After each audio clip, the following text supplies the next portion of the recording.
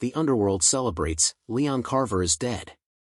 His routes, his power, his empire, already being divided.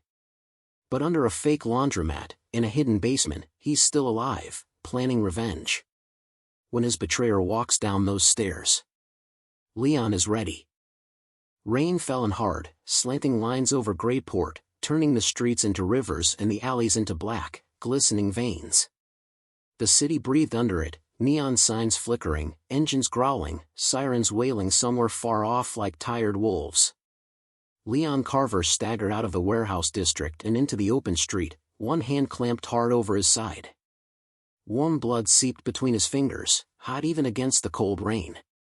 His expensive shirt was ruined, soaked red and black, torn open where jagged metal had carved into him.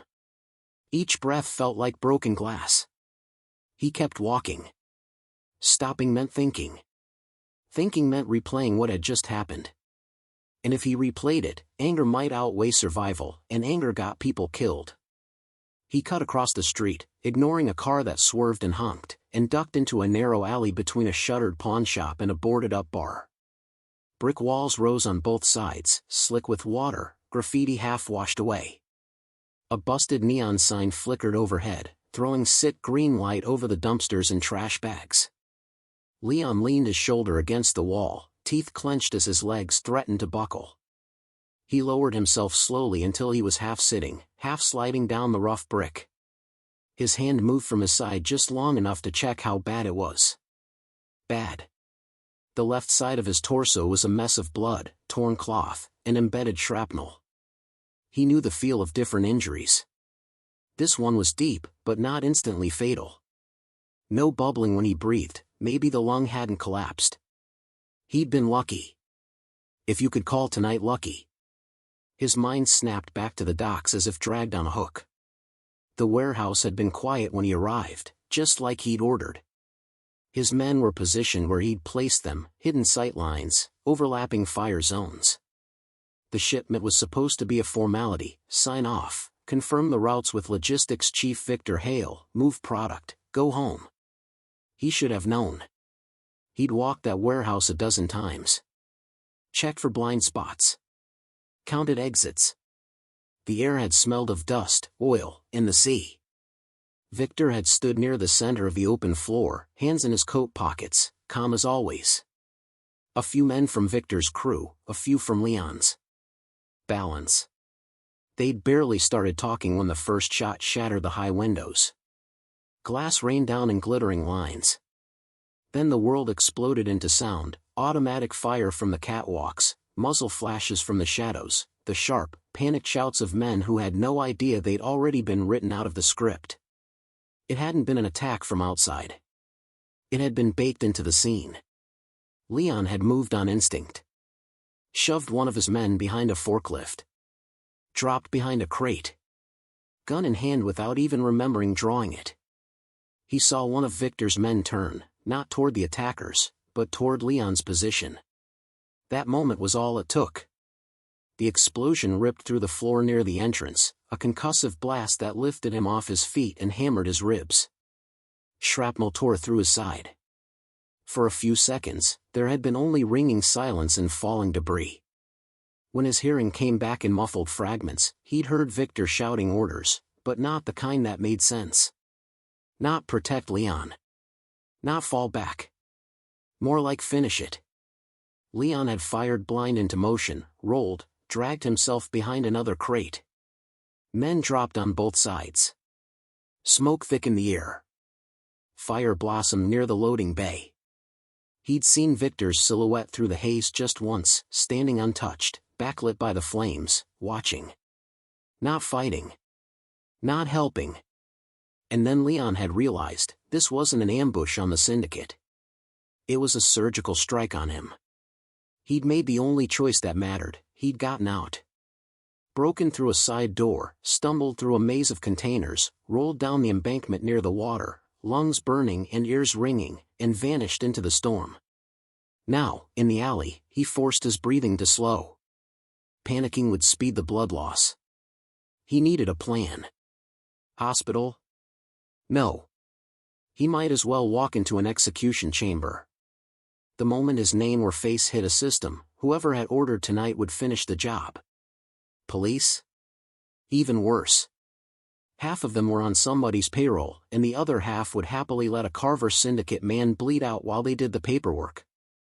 He needed someone off the grid. Someone competent. Someone who owed him, or at least didn't actively hate him. His hand fumbled for his phone. The screen was cracked, a spiderweb of lines distorted the icons. He wiped rain and blood off it with the back of his wrist and scrolled through his contacts.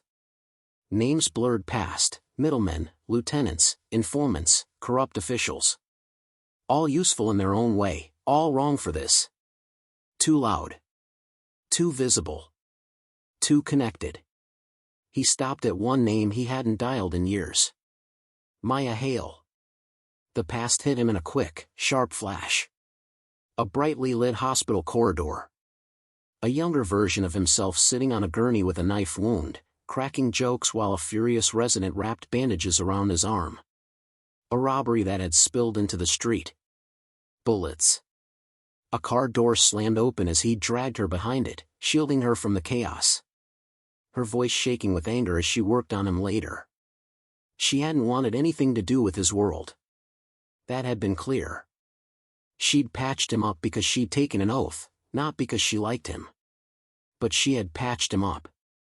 He tapped her name before he could overthink it. The phone rang once. Twice. A third time. For a moment he thought she'd changed her number, that the universe had finally decided to cut him off from all remaining favors. Then the call connected. He heard a quiet inhale and then a cautious, professional voice. She didn't say her name, old habit, probably, but he knew it instantly. He tried to speak and only managed a rasp at first. It took effort to force words through a throat that tasted like blood and rain. He told her his name anyway, as if there was any chance she'd forgotten it. There was a pause on the line, sharp and loaded. He imagined her standing somewhere warm and clean, phone in her hand, eyes narrowing as the past crashed into her evening. She asked where he was. He turned his head, blinking through the blurred glow of streetlights, and made out a bent sign at the alley's mouth. 9th and Ash. South Side. He slurred the address, fighting the urge to slide down the wall and let the dark take him. She cut him off before he could say more. 10 minutes, she said. Don't move. The note in her voice was half threat, half command. The call ended. Leon stared at the dead screen for a second. 10 minutes suddenly felt like a long time to keep being alive. Still, if she'd wanted him to die, she could have just let it ring. He shoved the phone back into his pocket, adjusted his position against the wall, and waited. The rain ran in streams down the alley, pooling around his boots, trying to wash away the crimson spreading beneath him. His breathing became a metronome, inhale, wince, exhale, repeat. He kept his mind moving, tracing the betrayal backward. To tip off an ambush like that, someone needed his schedule. His route. His contingent backup plans. Very few people had that information, and he chose them carefully. That meant one of two things: either someone he trusted had turned, or someone even higher had decided Leon's usefulness had expired. Both possibilities tasted bitter. Headlights cut across the alley's entrance, slicing through his thoughts. A compact black car rolled to a stop, engine low. The driver's door opened, and a figure stepped out under an umbrella, moving quickly through the rain. Maya Hale looked different and exactly the same. Her hair was shorter, still dark, pulled into a loose knot at the back of her head. Her features were sharper now, not from age as much as from fatigue and experience. She wore jeans, boots, and a dark coat, a small medical bag slung over one shoulder. Her eyes, though, those hadn't changed. Still sharp, still observant, still carrying that mix of intelligence and stubbornness he remembered. She took one look at him and her training took over. Her gaze skimmed from his face down to his side, noting the blood, the breathing, the way he held himself. Calculating. She knelt beside him, her bag thumping onto the wet concrete. Cold fingers brushed near his wound, pressing around it, testing. He hissed as lightning bolts of pain shot through his ribs. She checked his pupils with a small penlight, glanced at his hands, his lips, the slow seep of red soaking through his shirt. She made a quick assessment. He could see it in the way her shoulders relaxed just a fraction. Hurt badly, but salvageable. Not dying yet. She hooked his arm over her shoulder and lifted. He tried to help, pushing with his legs, but they trembled and nearly gave out. Together they shuffled toward the car, his weight dragging on her more than he liked. The interior smelled faintly of coffee and disinfectant. The seats were worn but clean. She pushed him into the back with more strength than her size suggested, then moved around to the driver's side and slid in. The engine coughed to life, the wipers struggling to keep up with the rain. They pulled out into the street, city lights smearing into streaks outside the window. Leon lay half on his side, one arm braced against the back of the front seat to keep from sliding onto the floor. Every bump sent shockwaves up his spine and through his ribs. His head felt floaty, disconnected. He forced himself to stay conscious by counting things. Lamp posts. Intersections. Puddles they splashed through. Anything to stop his mind from slipping back to the docks or forward to a future that might not exist. The drive felt longer than 10 minutes, but time had stopped meaning much. Eventually, the car turned into an underground parking garage beneath a nondescript building. The kind of place no one would notice unless they were looking for it. She killed the engine, got out, opened his door, and helped him up again. The garage was mostly empty, just a few cars gathering dust, a couple of dim bulbs humming overhead. Through a side door, up a short hallway, they reached another door with a simple brass plate and no name. She unlocked it and guided him inside. It was a clinic. Small, private, clean.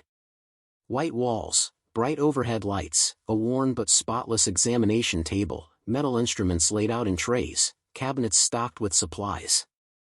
It wasn't flashy, but it was organized. Controlled. Unlike the chaos outside, this room belonged to one person's rules. She got him onto the table, tugging the ruined shirt open with a pair of scissors. Cool air hit hot skin. He shivered despite the fever rising under his skin. The wound looked worse under the lights, jagged flesh, dark blood, tiny gleams of embedded metal. She washed her hands, snapped on gloves, and began working. Saline rinsed the wound, pink water dripping into a basin. Tweezers probed carefully around the torn flesh. Local anesthetic brought a sharp sting, then a dulling burn. He focused on the ceiling above him, counting the cracks, following the way the fluorescent light flickered at the edges. Leon had always thought he'd die in some alley, unremarkable and unrecorded.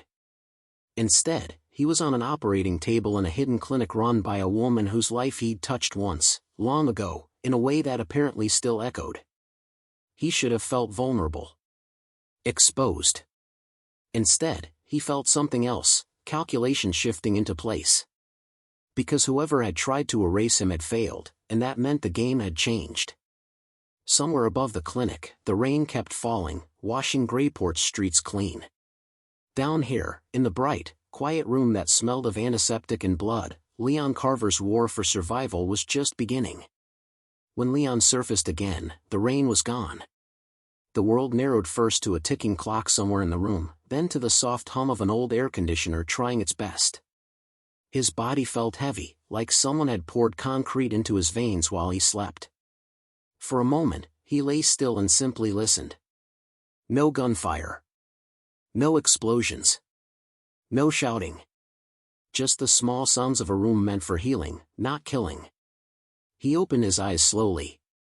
Bright light met him, less harsh than before.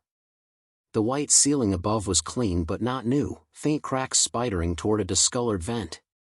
He turned his head a little. The movement sent a dull ache through his side instead of the stabbing pain from earlier. Progress. Maya sat in a chair nearby, elbows on her knees, fingers laced together. She was watching him, and from the looks of her, she hadn't slept since he'd been dragged in. She had changed out of her soaked coat, now in a simple t-shirt and dark scrub pants. A loose strand of hair had escaped her knot and fell against her cheek. There were faint shadows under her eyes, a tiredness that looked older than the night. His torso was wrapped in clean bandages. A line ran from his arm to a hanging forebag, clear fluid dripping steadily. Someone had washed the dried blood from his skin. The room smelled of antiseptic and something herbal, coffee or tea lingering in the air. He tried to speak. His throat protested, dry and raw, but sound came out. He asked how long he'd been out. She told him, 3 hours. Long enough for the anesthetic to fade but not enough for true recovery. Long enough for the city to start whispering about what had happened at the docks. Pain came back into focus as he shifted slightly. The bandages pulled tight. The wound burned, his muscles complained. He decided not to test how far he could move just yet. Maya rose from the chair and checked his pulse, then his pupils, then the wound. Her hands were steady, professional. Whatever she felt about him being here, she kept it compartmentalized, buried under layers of training. He asked about the damage. She answered plainly. Shrapnel had torn into his side and back, but by some stroke of luck it had missed anything immediately fatal. No shredded liver, no punctured lung. The blood loss had been the worst of it. She'd removed what metal she could, cleaned the wounds, and stitched him closed layer by layer. He listened and translated her words into odds, into risk, into time he had before his body became a liability in the war he could feel building. He asked if anyone had followed them. She said no, with the certainty of someone who had checked and double-checked. Different route, low lights, an underground garage no one watched. The rain had erased tire tracks and footprints. To the world outside, Maya had simply closed her clinic for the night and gone on with her life. But suspicion had taken root in him the second she answered. Not toward her, he'd already decided she wouldn't have picked up the phone if she wanted him dead. Suspicion toward whoever was pulling strings behind the scenes. The ambush at the docks had been too clean. The explosives too precise. The shooters too well placed. Information had been sold. Or given. He swallowed, forcing down the metallic taste lingering in his mouth. He asked her about her last name, about Victor, about whether their paths had crossed in recent years. Her expression tightened, the way someone's face changes when an old scar is pressed. She told him she and Victor had chosen different lives. Same childhood, same father, same brutal education in the economics of fear and debt, but diverging roads. He had run headlong into the underworld, chasing power, influence, a place at the table of men like the Carvers.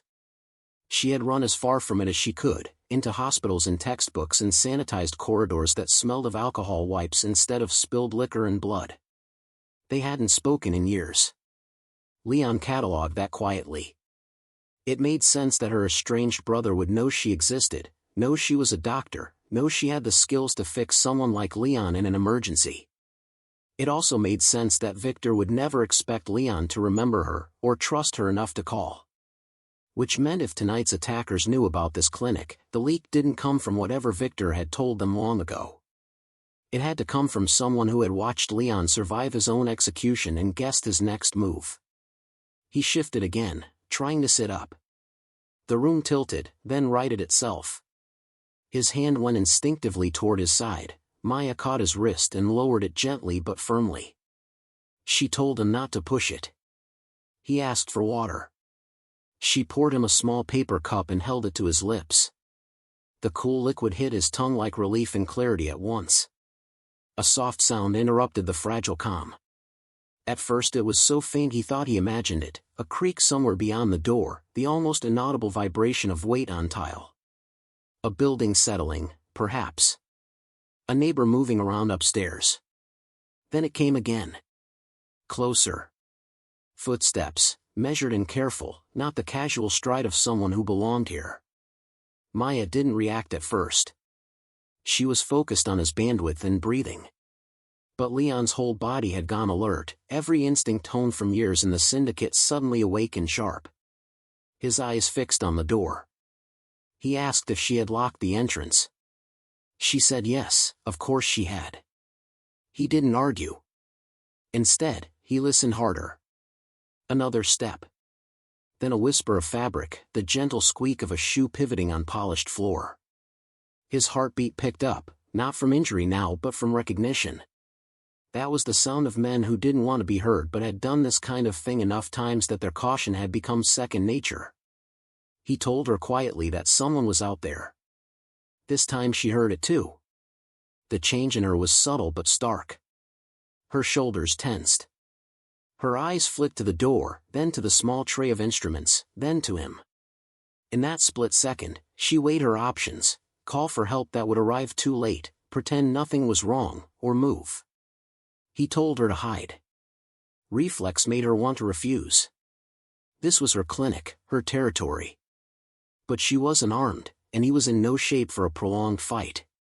If they were here for him, they'd kill anyone in the way. If they were here for both of them, her presence in the open would only make their odds worse. She slid off the stool, heart racing, and ducked behind a tall storage cabinet near the corner. From there she could see the door but remain out of the first sweep of a gun barrel. She picked up a metal tray on instinct, fingers wrapping around its cold edge. Leon pushed past the pain and let his body go limp on the table. He closed his eyes just enough to give the impression of unconsciousness, leaving a sliver of vision focused toward the door. His right hand drifted off the side of the bed, searching blindly until his fingers brushed against steel, a small surgical tool, thin and sharp. Not much. But better than nothing. The handle of the door turned slowly. The latch clicked. The door eased inward, letting in a narrow bar of light from the hallway. 3 shadows slid into the room. Dark clothing, gloved hands, faces obscured by caps and masks. Their movements were confident, not unsure. Professionals. Not junkies, not random burglars. The first man carried a pistol with a suppressor already attached. The second swept his gaze across the equipment, the force stand, the cabinets. The third stayed near the door, back angled toward the hall, eyes watching for interruptions. They ignored everything except the bed. The beam of a small flashlight caught Leon's face, traced the bandages, the shallow rhythm of his chest. The first man murmured something under his breath, tone satisfied. The second stepped closer, examining the wound like an apprentice admiring someone else's work. They said there were orders. No witnesses. The target and whoever patched him up. Maya's fingers tightened around the tray, knuckles white. Leon let them come closer. Let the first man raise his gun, the silencer now a dark circle aimed at his skull. Let the second turn his head toward the back of the room, maybe sensing another presence. Then he moved. His hand snapped up, catching the gunman's wrist just as the finger tightened on the trigger. The suppressed shot went into the ceiling, a muted thump and falling plaster. Leon twisted, forcing the man forward, leverage replacing strength where his body failed him. He drove an elbow into the man's throat, once, twice, feeling cartilage give. The second man lunged for his own weapon. Leon rolled off the bed in a clumsy, painful drop, shoulders slamming into the floor. White-hot fire lanced through his side. He used it to stay alert. He fired the stolen gun from the hip, the shot struck the second man in the chest and flung him back into the instrument tray. Metal clanged and scattered. The third man reacted fast, bringing his gun up from the doorway. He took in the scene and stepped forward to fire. That was when Maya moved. Adrenaline overrode fear. She burst out from behind the cabinet, swinging the metal tray with all the rage and terror and unwillingness to die that had been building since the moment she heard the first unfamiliar step in her hallway. The tray crashed into the back of the third man's head with a loud, ringing impact. His aim went wild. The bullet shattered a light fixture instead, raining sparks and glass. He staggered forward. Leon didn't hesitate. He fired again, a clean shot this time, and the man dropped. Silence returned, shredded and fragile. The smell of gunpowder layered itself over antiseptic. 3 bodies lay twisted on the floor, dark stains spreading under them. The clinic, once a sanctuary, looked like a crime scene. Maya stared at the fallen men, chest heaving, tray still in her hands. It took a moment before she could make herself let go of it. Her fingers trembled. Leon forced himself upright, using the bed as leverage. His vision swam, then steadied. He checked each attacker for a pulse, their pockets for anything useful. No IDs. No obvious ties. Burners and clean weapons. Whoever had sent them didn't want a trail. He looked at Maya. She looked back, eyes wide but clear. In one night, they had both crossed lines they couldn't uncross. The message was obvious now. The ambush had been only the opening move. The people behind it didn't just want Leon dead, they wanted his body erased, his story controlled, his allies frightened into silence.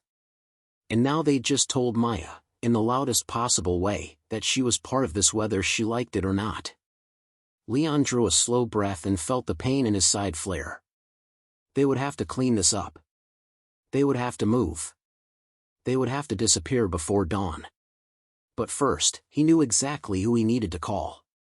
The one person in his world who still showed up when he said nothing more than, "I need you." The three bodies lay twisted across the polished floor of the clinic, dark blood spreading slowly like ink on paper. The harsh overhead light made everything look sharper, every dropped instrument, every smear on the tiles, every trembling breath that Maya struggled to keep steady. The room that had once held the quiet hum of healing was now claustrophobic with the aftermath of violence, and Leon could feel the shift in the air as clearly as he felt the throbbing in his side. He pushed himself upright, bracing a hand against the metal frame of the examination table. His muscles protested, trembling with the effort, but he forced himself to stand. He moved slowly around the bodies, checking pockets, patting down clothes, searching for clues. There were no wallets, no tattoos, no unique markers, only burner phones, spare magazines, and weapons that had never been used in anything as traceable as a purchase receipt. Someone had paid to keep these men ghosts. Maya watched him, leaning against the wall as she tried to catch her breath. The tray she'd used to strike one of the attackers lay dented on the floor. Her hair had fallen loose, sticking to her cheeks. Her hands, which had spent years stitching wounds and saving lives, were streaked with blood she hadn't caused medically. She swallowed hard, the adrenaline slowly leaving her body. The moment it did, the reality crashed in. Her clinic, her sanctuary, was destroyed. Leon glanced toward her and read the look on her face instantly. He had seen that expression before, on people who suddenly realized the world could reach in and shatter what they believed was safe. He knew the guilt, the anger, the shock. He knew she was blaming herself, blaming him, blaming fate. He moved toward her carefully, his posture rigid from pain. His voice came out low, almost quiet. He told her they needed to move. She blinked, as if shaking out of a trance, and straightened. She asked with steady determination what they needed to do first. He told her the bodies had to disappear. She stiffened at the thought, but she didn't argue. Instead, she grabbed a roll of plastic sheeting from a storage closet, something she kept for spills and cleanup but had never imagined using like this. While Maya spread the plastic, Leon dragged the first body onto it. The effort nearly made his vision black out, but he grit through the pain. The air filled with the sharp scent of metal and sweat. Maya kept pace, silently doing the things that needed doing even though her hands shook with every movement. When the first body was wrapped, they moved to the second. By now, Leon's breathing was ragged, and sweat trickled down his forehead despite the cold air. Maya looked at him more than once with a frown, his condition was already precarious. This wasn't helping. But she didn't stop him. When they rolled the third body, a burner phone tumbled from the attacker's jacket. Leon bent to pick it up. It was scratched, disposable, but not crushed. He pressed a button. The screen flickered, then lit up to a blank home screen. No contacts. No messages. But the call log, one number.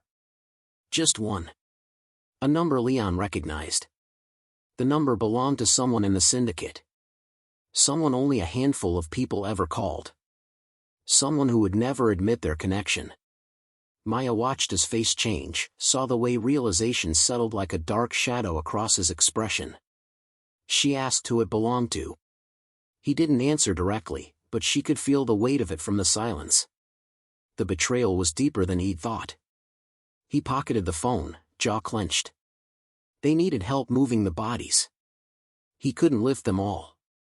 Maya was strong, but not that strong. Leon reached for his own phone and called the only man he trusted to show up without questions. Rafe answered immediately, sleepy, annoyed, concerned, all in one breath. Leon gave the address and told him to come with the van. No sirens. No headlights. No mistakes. Rafe didn't ask why. He simply said he would be there soon. With the phone call made, Leon slumped against the counter, his strength dwindling. The adrenaline was wearing off, and the edges of his wound pulsed sharply. He pressed a hand to his side and hissed. Maya was beside him in an instant, her professional instincts overriding everything else. She checked the bandages, her fingers gentle but firm. The bleeding had increased, the fight had torn through several stitches. She told him he needed to sit down. He shook his head. They didn't have time. She glared with the kind of authority that didn't need volume. He compromised and leaned against the examination table while she resecured the bandage tightly enough to make him grit his teeth. Minutes later, Rafe's quiet knock came at the back door of the clinic. Maya tensed at the sound, but Leon reassured her softly. She unlocked the door and let him in. Rafe stepped inside, scanning the room with eyes that had seen more than enough of this kind of scene. He towered over most men, built like a truck with the patience of a man who'd lived too much of life in dark corners. His gaze flicked from the bodies to Leon to Maya. He gave a small nod to all three. Then he got to work. Without a word, Rafe lifted one of the bodies with ease and carried it out to the van he'd parked in the alley. Maya grabbed gloves and helped with the second, her movements stiff but determined. Leon managed the smallest one, dragging it across the plastic and stopping only when Rafe returned to take it from him. When the last body was in the van, Rafe closed the doors quietly. He told Leon where he'd dumped them, an old construction pit several blocks away, filled with rainwater and garbage. It wasn't elegant, but it was effective. The city swallowed secrets more efficiently than any mob war. Maya stood in the doorway as Rafe prepared to leave. Her arms were crossed, not in defiance but in shock. Her sanctuary was gone. The floor she'd scrubbed clean for years was stained. Her instruments lay scattered from gunshots and struggle. The life she had built was ruptured. Rafe noticed her expression and softened his voice. He told her she'd done well, that she'd survived the worst of it. She didn't respond at first, then nodded slightly. Rafe left without another word. Once the van disappeared into the night, Leon turned to Maya. She asked him the question that had been burning inside her since the moment the attackers walked in. Who had sent them? Leon leaned against the counter, his face paler than before, eyes burning with something cold. He said it was someone with access to his schedules, someone who knew where he'd run when he was injured, someone high enough in the syndicate to command professionals without raising suspicion. Someone who wanted him dead more than anything else. Maya murmured a name, her brother Victor. She didn't want it to be true, but she couldn't deny it. Leon didn't answer aloud, but the silence between them was enough. The betrayal was personal. The attack on the clinic had been part of a much bigger plan. Victor had wanted two things tonight, Leon dead and Maya erased as a witness. Now, both were alive. That alone was enough to turn the entire underworld upside down. Maya looked around her ruined clinic, her jaw tight. She asked Leon what they were supposed to do next. The police couldn't be involved. The syndicate couldn't be told.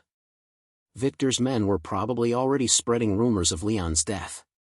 Leon pushed off the counter, swaying slightly but staying upright. He told her they had to leave. Right now. Her clinic wasn't safe. She wasn't safe. And if Victor wanted to solidify his control, he wouldn't stop until Leon's body was found. She argued for a moment, her patience, her responsibilities, her life, but she knew he was right. Staying would be suicide. She packed a small bag, essential tools, a few personal items, and the patient files she refused to abandon. The rest she left behind, years of work, memories, dreams, all abandoned in a single night. Leon watched her quietly, understanding more than he said. When she was ready, he opened the clinic door for the last time. They stepped into the hallway, cold fluorescent lights flickering above them. Maya paused, looking back one final time. Her throat tightened, but she didn't let it break her. They walked out together. For the first time, neither of them was alone. And somewhere in the shadows of Greyport, a war had just been set in motion, one built on blood, betrayal, and the truth that Leon Carver was supposed to die tonight. But he hadn't. And that meant someone else would. The city outside the clinic was quieter now, as if Greyport itself held its breath. Rain had stopped, leaving the streets slick and reflective, glowing under neon signs and flickering streetlights. Maya and Leon walked carefully through the dim alley, the weight of everything that had happened settling heavily on both of them. Leon's steps were slow, deliberate. Pain radiated from the wound in waves, but he didn't let it show. Not when Maya glanced at him with worry mixed into her exhaustion. Not when the night felt full of watching eyes. And not when he needed to appear steady, if only for himself. They moved away from the clinic quickly. Maya kept her duffel close to her, fingers clenched so tightly around the strap that her knuckles had turned pale. She didn't look back again. Doing so would break something she needed to keep whole for now. Leon led the way through narrow streets, taking turns that made no sense to anyone who didn't know the city the way he did. He avoided main roads and cameras, crossed through alleys, paused at intersections to listen, then continued. Maya realized he was checking for tails even now. She didn't comment. She swallowed the lump in her throat and kept moving. After nearly 20 minutes of weaving through the city's hidden arteries, they stopped in front of a rundown laundromat on a corner where the streetlights flickered just enough to give everything a tired, haunted glow. The closed for renovations sign in the window looked faded and forgotten. No cars parked nearby. No pedestrians. Leon slipped a key from his pocket and unlocked a side door that most people wouldn't notice. Maya followed him inside. The laundromat smelled faintly of soap and disuse. Machines lined the walls, dusty and unplugged. The place looked abandoned, quiet, harmless, irrelevant. Which meant it was perfect. Leon walked behind the counter and pressed his palm against a metal maintenance panel. There was a quiet mechanical click. Maya blinked as the panel slid sideways, revealing a narrow staircase descending underground. When Leon gestured for her to follow, she hesitated only a moment before stepping into the hidden stairwell. The metal door closed behind them with a thud, plunging them into dim light.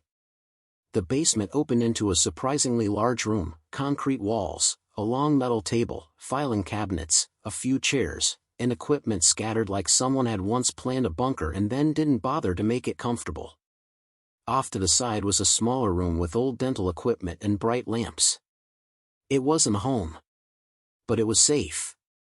Leon leaned against the table, visibly drained. His face had lost more color, and sweat glistened along his brow.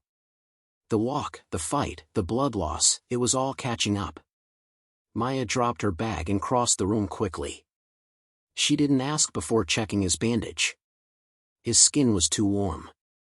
The bleeding hadn't stopped as much as she'd hoped. He was pushing too hard. He knew it too. He didn't argue as she sat him down on a metal chair and carefully peeled back the edge of the bandage. The wound was angry and inflamed, stitched but strained. She worked quickly, cleaning around it again, adjusting pressure, reinforcing what she could. Her hands worked on automatic, steady, fast, precise. But her thoughts spun. Her clinic. Those bodies. Her brother. Victor's name echoed in her mind like a bruise she couldn't stop pressing. When she finally stepped back, Leon exhaled slowly, like the pain had unclenched its fist, for a moment. He told her he'd be fine. She didn't believe him. But she didn't argue. Not yet. Instead, she asked the question that had been clawing at her since the clinic attack. What was Victor to Leon? And more importantly, what had Victor been planning? Leon hesitated. Not because he didn't know the answers, but because he did. He explained, in the simplest way possible, the role he'd played in the syndicate. Not the flashy one. Not the visible one. The quiet one. The strategist. The architect behind every controlled deal, territorial move, and alliance. The one who did not appear in photos and rarely appeared in meetings but whose influence ran beneath everything. He told her Victor wasn't just ambitious. He was patient. Intelligent. Dangerous in a way that used subtlety instead of brute force. A man who had spent years studying where power lived, then quietly reshaping the path to reach it. Maya listened, arms folded tightly over her chest. Her stomach sank with every piece that clicked together. She asked if Victor had known about the docs meeting. Leon confirmed it. Victor had arranged it himself. Her pulse quickened. She asked if Victor would go so far as to order his death. Leon didn't soften the truth. Yes. Without hesitation. Her breath caught, not because she hadn't suspected, but because hearing it made it real. She stepped away from him, pacing the narrow concrete room. The fluorescent lights buzzed above, a harsh counterpoint to her spiraling thoughts. She stared at the far wall, trying to process the idea that her brother, blood of her blood, had orchestrated a massacre and tried to use her clinic as the final step. Leon watched her silently. He let her breathe. He let her break the way quiet people break, internally, intensely, and without letting the world see. When she finally spoke, her voice was low, raw. She said Victor used to be someone else. That he wasn't always cruel. That their childhood had been a battlefield in its own way, shaped by a father who believed loyalty came from fear and strength came from brutality. She said Victor had always been the one who tried to impress their father, even when Maya wanted nothing to do with that world. She said she had walked away. Victor hadn't. Leon listened without interrupting.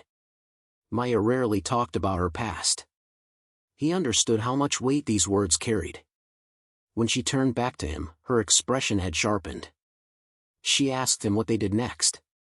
Leon answered with clarity, they couldn't stay. The laundromat safe house was secure but not invincible. Victor would learn Leon survived. And if Victor believed Maya had patched him up, she'd become a target again. They needed intelligence. Allies. Leverage. They needed to know exactly how deep Victor's plot went. Maya absorbed all this, then asked where they'd go. Leon wanted to answer. But before he could, footsteps thundered across the laundromat floor above them. Heavy. Purposeful. Not random. The kind of footsteps that meant someone knew exactly where they were. The air tightened instantly. Maya's hand flew to her bag. Leon reached for the gun he'd taken earlier. His ribs screamed with the movement, but he ignored it. The steps stopped directly above the metal door hiding the staircase. Leon felt his heart thud once in a steady, prepared rhythm. He motioned for Maya to move behind the metal table. She obeyed without a word, eyes wide but ready. A loud, deliberate pound shook the door. Someone spoke, their voice muffled by the metal but unmistakable. Leon's blood went cold. He knew that voice. Victor Hale. He said Leon should have stayed dead. Then the hinges shrieked as the metal door was kicked inward. The stairwell filled with the shadows of armed men. Leon raised his gun. Maya steadied herself behind the table, eyes locked on the entrance. The war Victor had started at the docks had finally arrived at their doorstep. And this time, there was no running. The metal door slammed open with the force of a battering ram, vibrating through the walls of the underground room. Dust drifted from the ceiling as the hinges groaned in surrender. Harsh fluorescent light spilled down the stairwell, cutting through the dim basement like a blade. Then shadows filled it, 5 figures descending in formation, boots thunderous against the metal steps. At the front was Victor Hale. He moved with the swagger of a man who believed victory belonged to him before the first shot was even fired. His coat, dark and heavy, flowed behind him. His face, sharp, handsome in a cold way, held not a flicker of guilt or hesitation. Only triumph. He paused midway down the stairs and surveyed the room like a king examining territory he'd always planned to seize. Behind him, 4 armed men spread across the steps, rifles angled downward. Leon didn't wait for the theatrics to finish. His body screamed with the strain, but he raised his gun and shifted into the position he had practiced his whole life, calculated, steady, unshakable. Maya, half hidden behind the metal table, kept her breathing quiet, her eyes locked on Victor's men. She held no weapon except her resolve, but she was ready to move if she had to. Victor's gaze settled on Leon with slow delight. He took another step down, boots echoing off the concrete walls. He said nothing, but the silence itself was an insult, an unspoken declaration that he considered this already won. Leon gripped the gun tighter, forcing himself to stay conscious and controlled. The burning pain in his stitched side pulsed with each heartbeat, but he forced it back down. Pain meant he was still alive. Pain meant he still had a chance. The first of Victor's men moved forward, adjusting his rifle. Leon fired. The shot cracked across the small room, ricocheting in echoes. The attacker dropped instantly, collapsing against the railing before tumbling down the steps. Chaos erupted. Victor's second man returned fire, forcing Leon to duck behind a steel cabinet. Bullets tore into the metal, sparks jumping with each impact. Maya crouched lower, the noise deafening, her heart hammering so hard it felt like it rattled her ribs. Leon moved with deadly precision despite his injuries, shifting out just long enough to fire another shot. The second attacker went down, clutching his chest as he collapsed on the stairs, his rifle clattering. The remaining 2 surged forward. Victor didn't move. He simply watched, assessing every motion like a commander on a battlefield he'd designed. One gunman rushed down the stairs while another moved along the wall to flank. Leon rolled sideways, biting back a groan as pain shot up his spine. He fired again, wild, desperate, but clipped the flanking attacker in the shoulder. The man stumbled, crashing into a cabinet and dropping his weapon. The front attacker reached the basement floor, raising his rifle to aim at Leon's head. Maya reacted before she could think. She grabbed the closest object, a metal tray that had survived the chaos, and flung it with all her force. The tray struck the gunman's wrist, knocking his aim off just as he squeezed the trigger. The burst of bullets tore into the wall instead of Leon. Leon seized the moment. He lunged forward, took the attacker's legs out, and slammed the man to the ground. With one final, precise shot, the man went still. Silence lasted only a beat. The injured attacker dragged himself upright, pain twisting his expression, but he raised his handgun toward Maya. She froze, too far away to dodge, too close to run. Leon saw it. He pushed himself forward with every ounce of strength left and shot the man before he could pull the trigger. The gunman's body collapsed in a heap. Then, at last, only Victor remained. The room smelled of gunpowder and blood. Smoke drifted lazily toward the ceiling. Bullet casings rolled across the concrete floor, chiming softly. Maya pressed a hand to her mouth, steadying her breathing. Leon stood shakily, gun still raised. His vision wavered at the edges, but his aim stayed locked on Victor. Victor stepped down the remaining stairs with unhurried grace. He looked at the bodies without emotion, as if they were tools that had simply reached the end of their usefulness. Then his eyes fixed on Leon. There was no fear in them. Only cold amusement. He paced slowly across the room, stopping a few feet from Leon. His coat brushed the concrete. The overhead lights cast sharp angles on his face, turning his expression into something almost carved from stone. For a long moment, the 2 men stared at each other, 2 opposing halves of a war that had been years in the making. Leon's breathing was heavy. Victor's was calm. Victor finally spoke, his voice steady and low, cutting through the silence like a blade. He laid out everything he had planned, how he infiltrated the syndicate's inner structure, fed information to Leon's enemies, shifted alliances, bought loyalty where he needed it. How he had convinced half the council to believe Leon was outdated, too cautious, too quiet. How he had positioned himself as the future of the organization. Leon listened without moving, his grip unwavering. Victor explained how tonight's attack was supposed to be simple. Leon dead at the docks, Maya erased in the cleanup, and the city moving on without realizing the power shift. He delivered his confession not with guilt, but with pride. He said Leon had been useful once, but the time for subtlety was over. The syndicate needed someone bold. Ruthless. Unafraid. Leon finally straightened, ignoring the agony ripping through him. He told Victor that arrogance always blinded men like him. That Victor had misunderstood something essential. Leon didn't survive because he was cautious. He survived because he never underestimated the value of loyalty. And because he never fought alone. Heavy footsteps rumbled above the laundromat. Victor instinctively turned toward the sound. The hidden panel behind the stairs slid open, another secret Leon had built into the safe house years ago. Figures emerged from the shadowed entrance, Rafe and 6 of Leon's most loyal men, armed and silent. In seconds, Victor was surrounded. Rafe stepped forward, his presence filling the room. He glanced at Leon, saw the pale color of his skin, the blood seeping through the bandages, and gave the slightest nod. He understood exactly how close the fight had been. Victor took a step back. His confidence cracked. For the first time, uncertainty flickered in his eyes. Leon lowered his gun slightly but didn't holster it. He told Victor the war was over.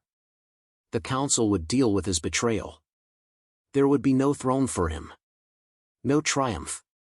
No legacy.